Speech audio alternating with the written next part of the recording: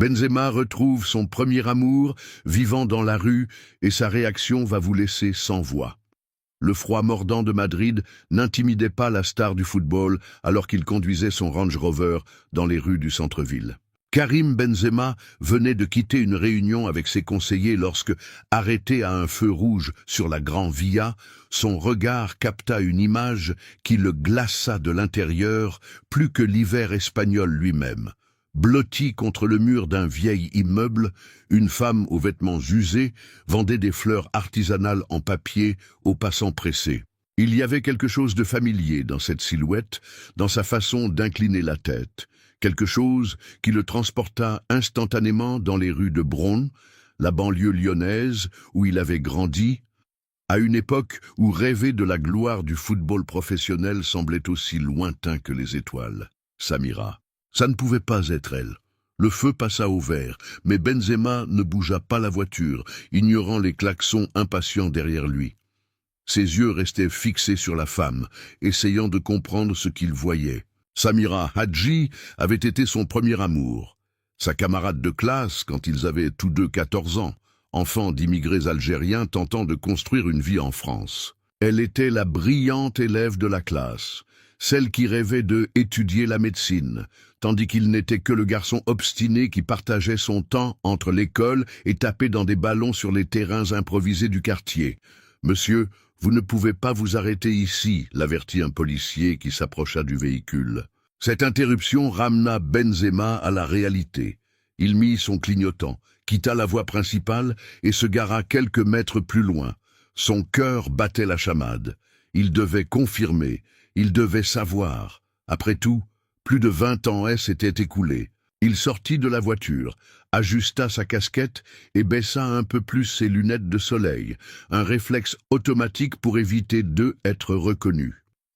Marchant contre le vent froid, il s'approcha de la femme. De près, la ressemblance était encore plus frappante.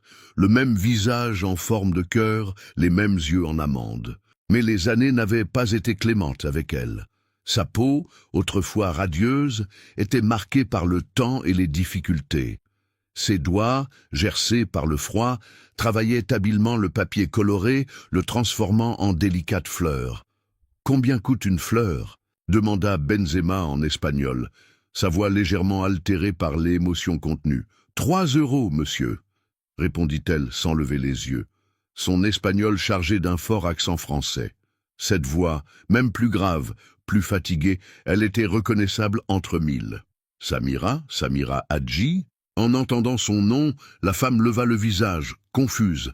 Ses yeux parcoururent l'homme devant elle, sans le reconnaître au début. Puis, lentement, la compréhension commença à se dessiner dans son regard. Karim Benzema? Il acquiesça, retirant ses lunettes de soleil. Pendant un instant, une lueur de la jeune fille qu'elle avait été illumina son visage. Un sourire timide, presque gêné, se forma sur ses lèvres. « Le monde est vraiment petit », dit-elle, essayant de conserver sa dignité malgré la situation évidente. Qui aurait cru que le garçon du terrain en terre battue deviendrait une star mondiale? Benzema resta sans voix. 1000 questions traversèrent son esprit. Comment elle, la meilleure élève de l'école, la fille qui récitait des poèmes en arabe classique et rêvait de la faculté de médecine, avait-elle fini dans les rues de Madrid, vendant des fleurs en papier?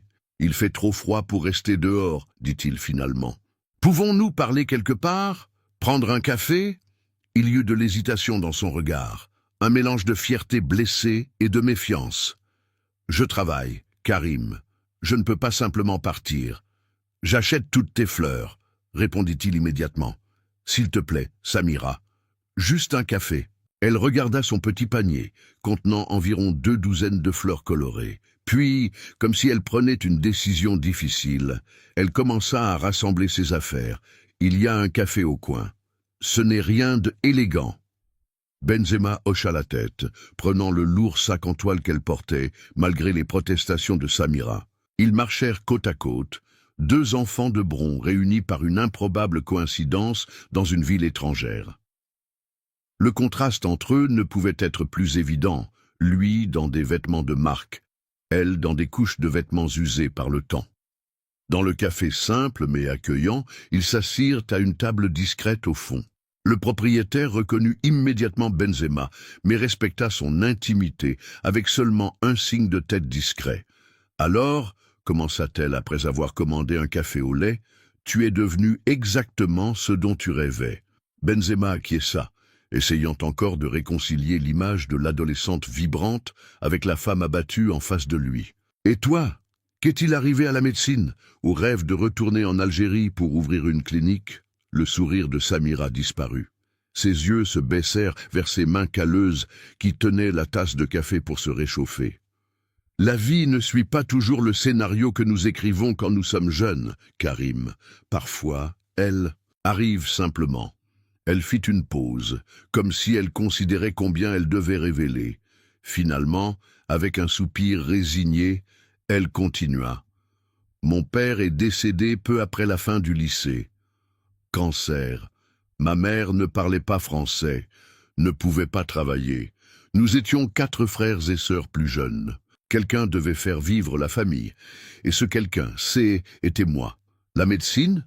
Demanda Benzema, bien qu'il connaisse déjà la réponse. Samira secoua la tête. Pas même le premier semestre. J'ai commencé à travailler dans une usine. Puis j'ai rencontré Rachid. Nous nous sommes mariés. Je suis venu en Espagne avec lui.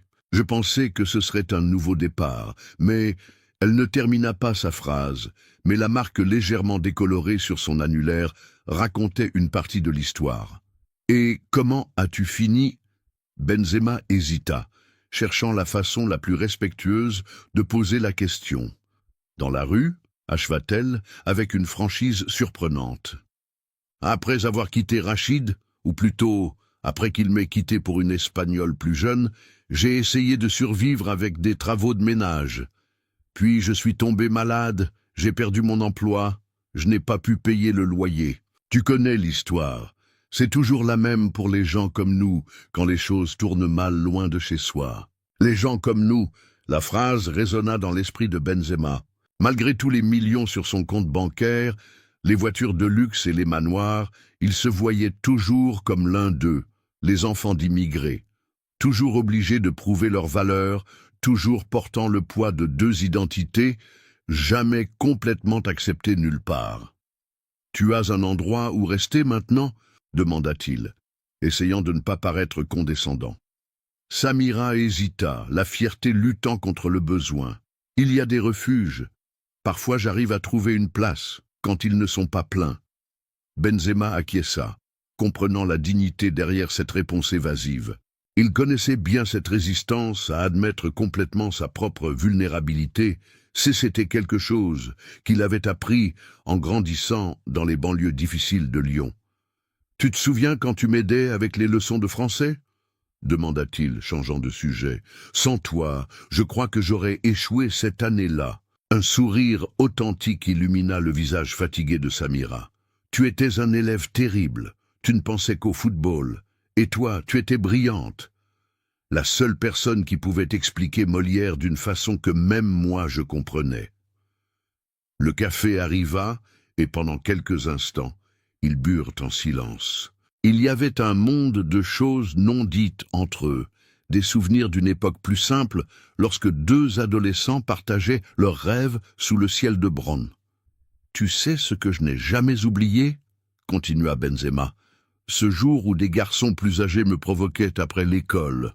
Tu t'es interposé et tu les as affrontés. Tu leur as dit que je deviendrais quelqu'un d'important un jour et qu'ils auraient honte de la façon dont ils m'avaient traité. » Les joues de Samira rosirent légèrement, peut-être le premier signe de vie sur sa peau pâle. « Ils avaient volé ton cahier de poésie, » se rappela-t-elle. « Tu écrivais des poèmes sur le football. J'ai trouvé ça injuste. » Benzema sourit. Des poèmes sur le football. Il avait complètement oublié cette phase. Tu as toujours défendu les autres. Je me souviens que tu aidais même cette fille que tout le monde évitait, celle qui avait des difficultés d'apprentissage. Amina, compléta Samira, son expression s'adoucissant. Elle n'avait pas de difficultés d'apprentissage, elle ne parlait simplement pas bien le français encore. Ses parents venaient juste d'arriver d'Algérie. Était le genre de personne que Samira avait toujours été. celle qui voyait le meilleur chez les autres, celle qui percevait du potentiel là où personne d'autre n'en voyait. Et maintenant, elle était là, essayant de survivre jour après jour, son propre potentiel gaspillé par les circonstances. Quand ils eurent fini leur café, Benzema commanda un repas à emporter, insistant pour que Samira l'accepte. « Tu as encore de la famille à Lyon ?» demanda-t-il pendant qu'ils attendaient. « Ma mère est décédée, il y a 5 ans. Mes frères et sœurs sont dispersés. 2 en France, un est retourné en Algérie. Nous avons perdu le contact quand j'ai déménagé en Espagne. » Ses yeux reflétaient une douleur profonde, la douleur de l'isolement, d'avoir perdu non seulement un foyer, mais tous les liens qui la maintenaient ancrée dans le monde. Prenant une décision, Benzema demanda « Samira, laisse-moi t'aider. » Immédiatement, elle se raidit. « Je n'ai pas besoin de charité, Karim. »« Ce n'est pas de la charité, » répondit-il fermement. « C'est ce que n'importe qui de Bron ferait pour quelqu'un du quartier. Tu te souviens de ce que nos parents disaient toujours ?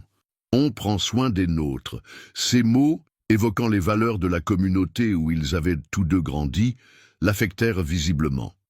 Ses yeux s'embuèrent brièvement avant qu'elle ne parvienne à contenir son émotion. « Qu'est-ce que tu proposes exactement ? Un nouveau départ, un appartement, un emploi dans ma fondation.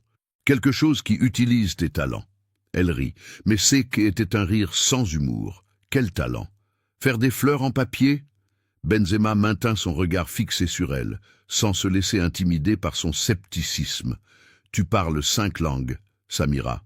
Arabe, français, anglais, espagnol et, si je me souviens bien, tu apprenais l'allemand à l'école. Ma fondation travaille avec des enfants immigrés.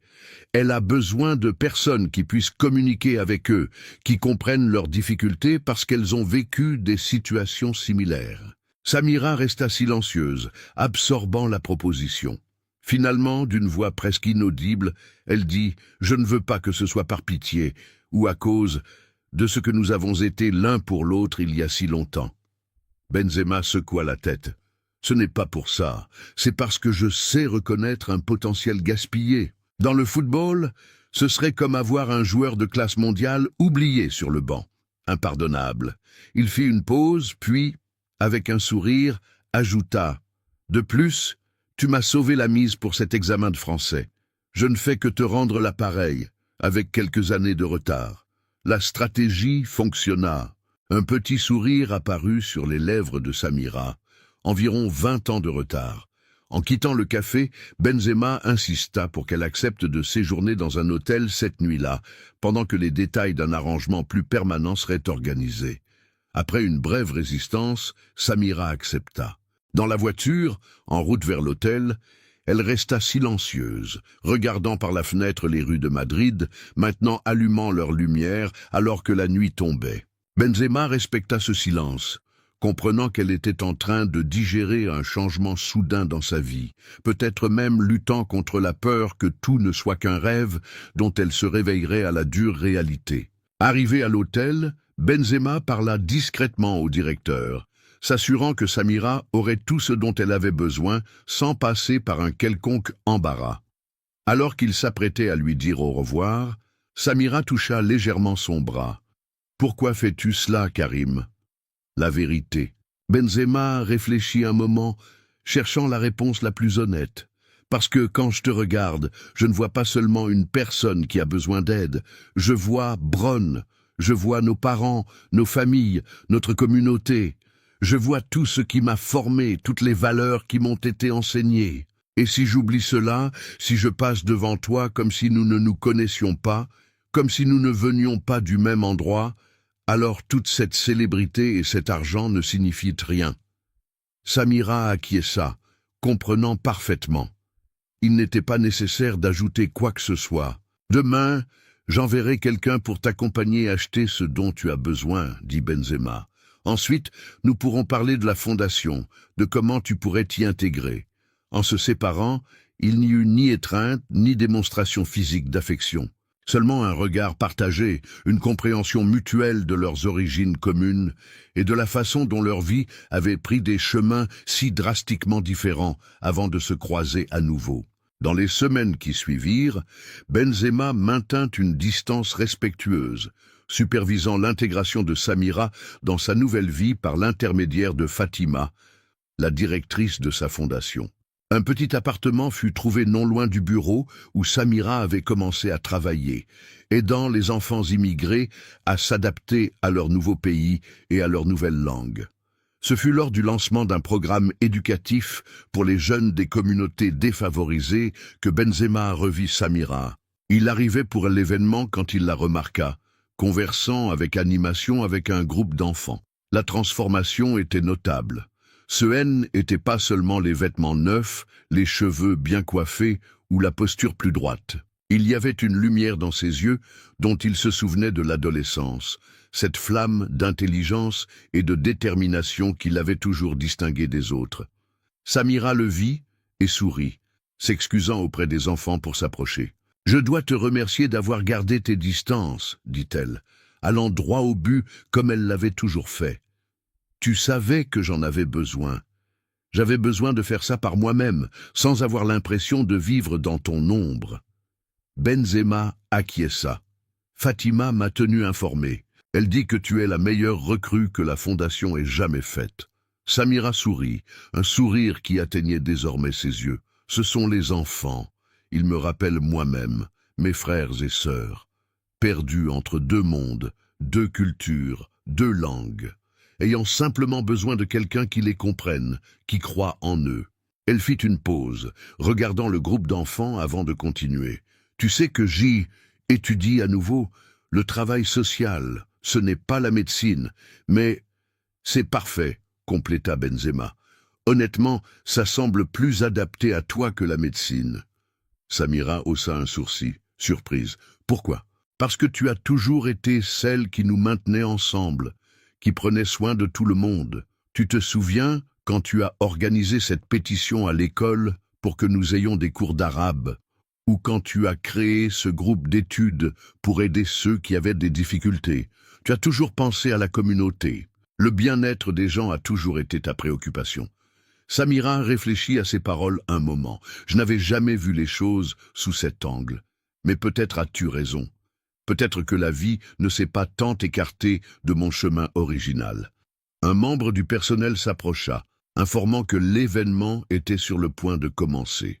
Benzema serait l'orateur principal, parlant de l'importance de l'éducation et de l'égalité des chances pour les jeunes de toutes origines. Avant qu'ils ne se séparent, Samira remit à Benzema un petit paquet. « Qu'est-ce que c'est ? Ouvre-le plus tard, dit-elle, une lueur espiègle dans les yeux rappelant la jeune fille qu'il avait connue tant d'années auparavant.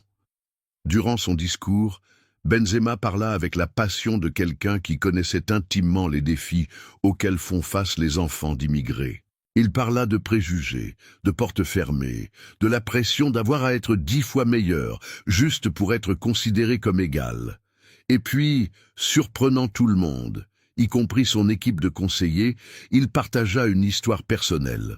Quand j'étais adolescent à Bronn, il y avait une fille dans mon école qui croyait en moi, plus que je ne croyais en moi-même.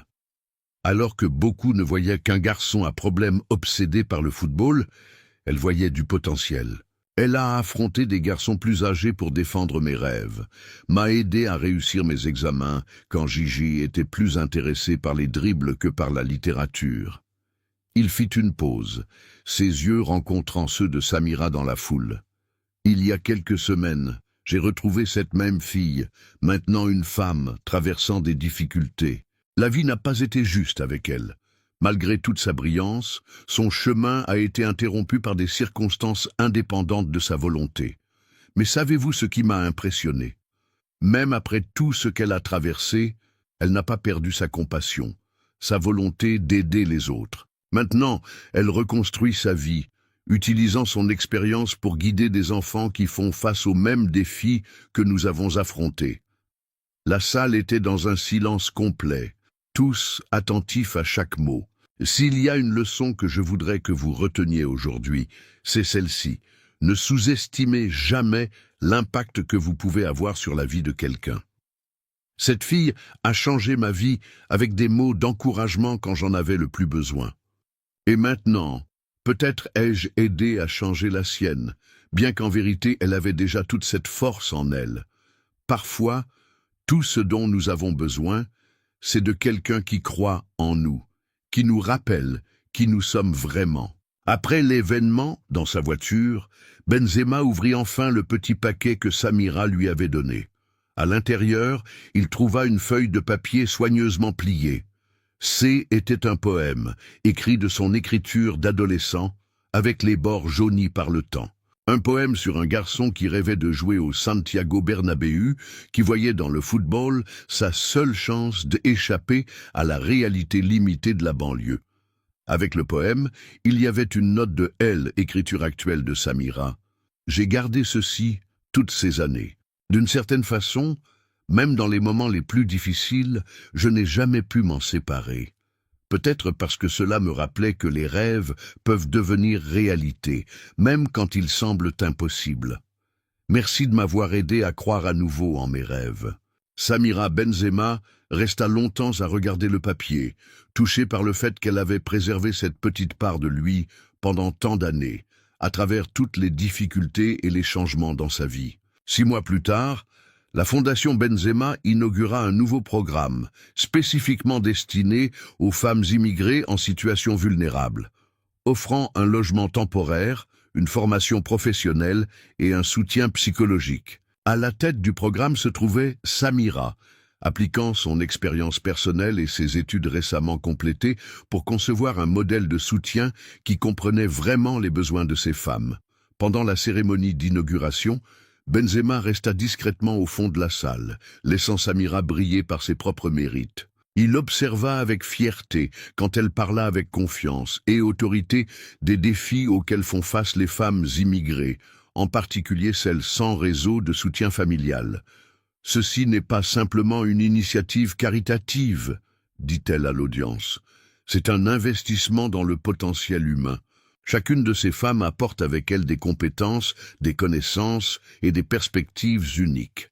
Notre travail n'est pas de les sauver, mais de créer un espace où elles peuvent se sauver elles-mêmes, où elles peuvent reconstruire leur vie avec dignité. » Plus tard, quand les journalistes et les invités furent partis, Samira retrouva Benzema dans la salle maintenant vide. « Il semble que nous ayons tous deux trouvé notre but, » commenta-t-elle, regardant autour d'elle le centre qui serait le début d'une nouvelle vie pour tant de femmes. Benzema sourit. « Tu as toujours su quel était le tien. Tu avais juste besoin d'une chance de reprendre ton chemin. » Il hésita avant d'ajouter « Tu sais, ce jour-là au feu rouge, j'aurais facilement pu passer sans m'arrêter, ne pas te reconnaître ou faire semblant de ne pas voir. Des milliers de personnes font cela tous les jours. Elles passent devant ceux qui ont besoin d'aide sans regarder 2 fois. » Samira l'observa attentivement. « Mais tu t'es arrêté. Pourquoi ?»